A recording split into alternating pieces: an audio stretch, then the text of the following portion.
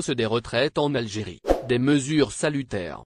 L'Algérie demeure, en effet, très attachée à son caractère social et à l'esprit de solidarité, considéré comme l'un des fondements de la République qui ne cesse de montrer sa capacité à concrétiser, dans les faits, tant le droit au travail que le droit à l'enseignement ou à la santé. Le secret de ce progrès social réside dans la mobilisation accrue des autorités sur le plan socio-économique pour la protection des catégories vulnérables contre toute forme d'injustice en veillant à garantir des résultats équitables en matière d'emploi, de protection sociale, de dialogue social et de développement économique. Un choix stratégique qui se traduit par la mobilisation de près d'un quart du produit intérieur brut, PIB, pour les transferts, sociaux directs et indirects, la revalorisation des salaires et des pensions de retraite, l'institution d'une allocation chômage, auquel s'ajoutent d'autres mesures visant à stabiliser les prix de produits de large consommation. Et comme une société pour tous doit impérativement passer par l'égalité des chances et la possibilité pour tous de bénéficier du progrès économique et social, le gouvernement accorde une attention particulière à l'accès à l'enseignement et aux soins médicaux qui demeurent totalement gratuits, quel que soit le revenu ou le statut social du citoyen. Dans le prolongement de ces acquis, l'État est déterminé à réduire les disparités de développement du pays, d'où le lancement de nombreux projets au profit des zones d'ombre et l'intérêt accordé à la performance et à l'efficacité économique. Les efforts consentis pour promouvoir cette transition en tant que condition sine qua non pour réduire les inégalités se sont été soldés par la réalisation de 96% du plan d'action au profit des 12 571 zones d'ombre identifiées. L'effort fourni par la Caisse nationale des retraites, CNR, à travers les paramètres de son régime de retraite très avantageux et les différents dispositifs de protection sociale est aussi une forme de justice sociale. Celle-ci se traduit, selon le directeur général de la CNR, par plusieurs mécanismes, à commencer par le principe même de retraite qui constitue une contrepartie d'un dévouement accompli durant toute une carrière professionnelle. Pour Jaafar Abdelli, l'État, qui tient au principe de la justice sociale, ne peut pas laisser sa population active sans revenu une fois celle-ci incapable d'exercer une activité. Et de poursuivre, ce concept est très visible dans les paramètres qui caractérisent le système de retraite algérien qui est très avantageux. Accompagnement. Il cite, dans ce sens, l'aide consentie par l'État pour soutenir le pouvoir d'achat des retraités à travers les différentes mesures qui ont été prises, dont l'exonération de l'IR pour 2 millions de retraités et la revalorisation annuelle des pensions de retraite qui ont coûté aux caisses de l'État pas moins de 90 milliards de dinars. Outre les retraités, 1 million de personnes ont également bénéficié d'un abattement sur l'IR. À cela vient s'ajouter, rappelle-t-il, la nouvelle mesure qui a été décidée par le président de la République qui consiste à instituer un nouveau minimum pour les allocations de retraite pour les personnes ayant travaillé moins de 15 ans et dont la pension de retraite n'était pas soumise, jusque-là, à un seuil limité. Selon lui, l'application de cette mesure depuis le 1er janvier dernier a permis à cette catégorie de voir leurs allocations revues à la hausse, soit pas moins de 15 000 dinars algériens, idem pour les pensions de retraite qui sont, désormais, soumises à un nouveau minimum qui est de 20 000 dinars algériens. La justice sociale consiste, également, à assurer une bonne prise en charge de cette population en essayant de rapprocher l'administration des personnes âgées, notamment à travers le développement du service électronique et l'aide à domicile, souligne Jaafar Abdelli qui revient sur l'âge de départ à la retraite. Celui-ci, dit-il, est bien codifié suivant le nombre d'années de cotisation et l'âge de la personne désirant partir à la retraite. Pour le DG de la CNR, la décision des autorités de permettre aux personnes arrivées à l'âge de la retraite de prolonger leur activité au-delà de 60 ans, pour leur permettre d'avoir un revenu beaucoup plus important, rentre dans le cadre de la justice sociale. Il rappelle que depuis l'entrée en vigueur de la loi 16-15 en janvier 2017, l'âge de départ à la retraite est toujours fixé à 60 pour les hommes et à 55 ans, comme option pour les femmes. Toutefois, explique-t-il, le maintien en activité devient un droit et à la charge de l'assuré social de décider de rester en activité et prolonger sa carrière professionnelle afin de bénéficier d'une meilleure retraite à 65 ans. L'assuré doit Néanmoins, informer son employeur 3 mois à l'avance de son intention de rester en activité au-delà de 60 ans et celui-ci n'est pas en mesure de lui refuser cette demande, ajoute-t-il.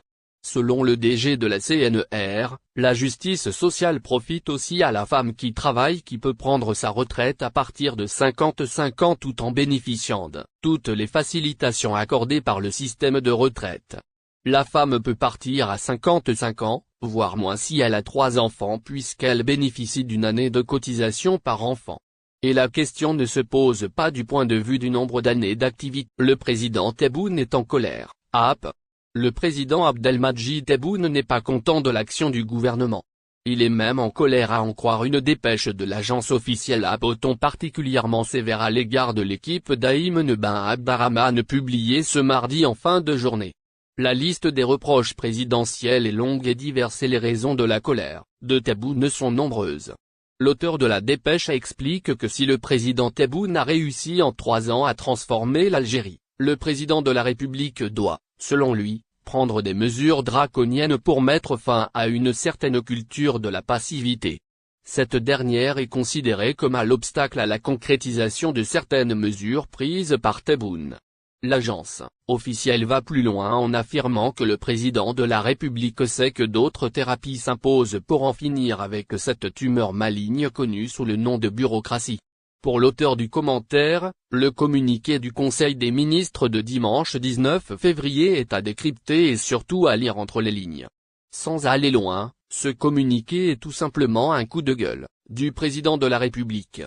Mieux, l'AP affirme que Tebboune est réellement en colère et il n'est pas du tout content de la cadence de traitement de nombreux dossiers par le gouvernement. Le mot est lâché. Ce que reproche Tebboune au gouvernement selon l'AP. Dans la liste des reproches présidentiels figurent des échéances très élastiques, des chiffres approximatifs, des décisions qui perturbent le quotidien des citoyens et celui des opérateurs économiques, selon l'AP. Ces décisions prises par le gouvernement et les Oualis ont fait sortir le président de ses gonds. Selon l'AP, même les orientations du président Tebboune sont mal interprétées par le gouvernement. L'agence officielle explique que quand Tebboune parle de l'autorité de l'État, certains comprennent autoritarisme, quand il insiste sur la protection de la production nationale, certains comprennent protectionnisme. Précisément, l'agence officielle affirme que le chef de l'État n'a, à aucun moment, ordonné la destruction de constructions illicites, comme cela a été fait dans plusieurs wilayas. L'AP explique que c'est plutôt de prendre des mesures pour que cela ne se reproduise plus à l'avenir. Il faut agir en amont, pas une fois la bâtisse construite et habitée. L'AP affirme aussi que Tebboune n'a, à aucun moment, interdit les importations, l'autosuffisance n'existe dans aucun pays au monde, les importations sont nécessaires. Il a plutôt exigé la fin de l'anarchie et l'arrêt des importations de produits dont le citoyen n'en a aucun besoin. Affaire de l'exfiltration clandestine d'Amira Bouraoui, la justice livre les premiers éléments de l'enquête. Dans un communiqué diffusé ce mardi, la Cour de justice de Constantine a annoncé le placement sous mandat de dépôt de 04 accusés et sous contrôle judiciaire d'une 5e accusée, dans le cadre de l'affaire de l'exfiltration d'Amira Bouraoui. Ainsi est selon le communiqué de la justice, relayé par la télévision nationale, une enquête a été ouverte en date du 8 février 2023, suite à des informations faisant état de la sortie illégale d'Amira Bouraoui vers la Tunisie, alors qu'elle était sous la coupe d'une ordonnance judiciaire lui interdisant de quitter le territoire national.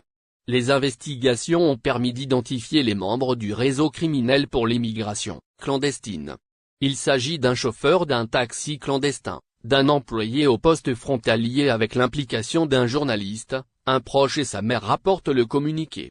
En date du 19 février, 5 personnes ont été présentées devant le pôle pénal spécialisé dans le cadre de l'ouverture de l'enquête judiciaire pour les faits de constitution d'un groupe de malfaiteurs et immigration clandestine, note la même source, qui ajoute que 4 accusés ont été placés sous mandat de dépôt et une autre personne sous contrôle judiciaire. Nouvelle ligne d'Air Algérie. Bonne nouvelle pour les Algériens.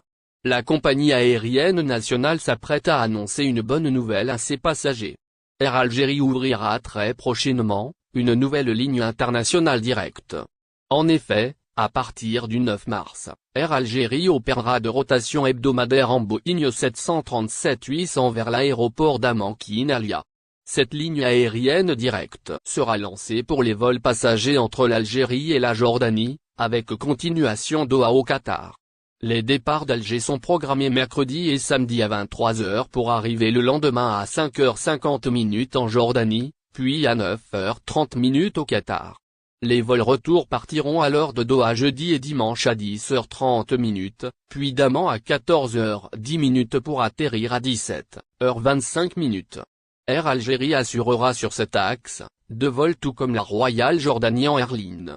La réouverture de cette ligne pas proposée depuis 2020, entre dans le cadre d'un accord conclu entre les deux pays lors de la visite des ministres jordaniens en Algérie. N'oubliez pas, abonnez-vous à notre chaîne Olive News et activez les notifications pour recevoir nos publications en temps réel.